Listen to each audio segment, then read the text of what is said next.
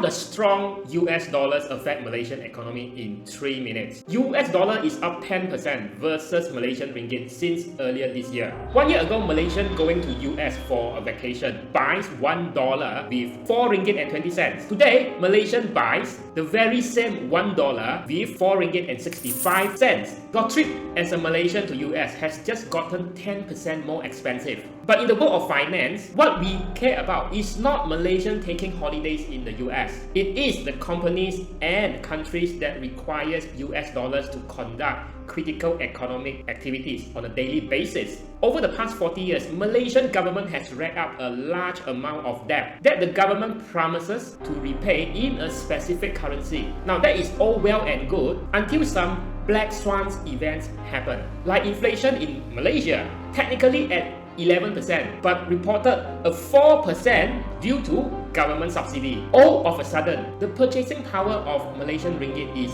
lower because it buys fewer real world things. Just like the Malaysian ringgit today buys less food and petrol, it also buys 10% less US dollars. If Malaysian government does not already has a large reserves of US dollars stashed away within the country in the form of foreign reserves, then the government has to go out to buy US dollars using Malaysian ringgit. So Malaysian government can pay down their periodic debt obligations as promised to their creditors, just like you pay down your bank's mortgages. If government does not already have US dollars, then now the same amount of ringgit buys 10% less US dollars, and that means the cost of government debt has just gone up.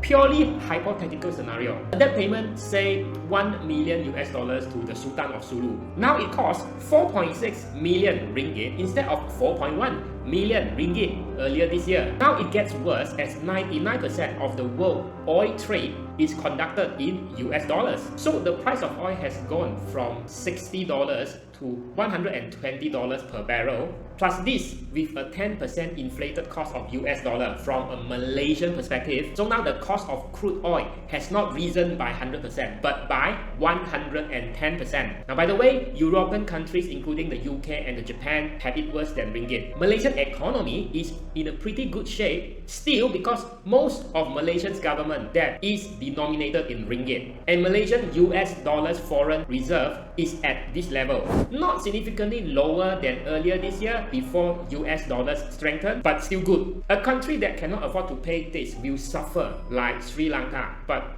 is Malaysia in danger of such predicament? Watch this next video to find out.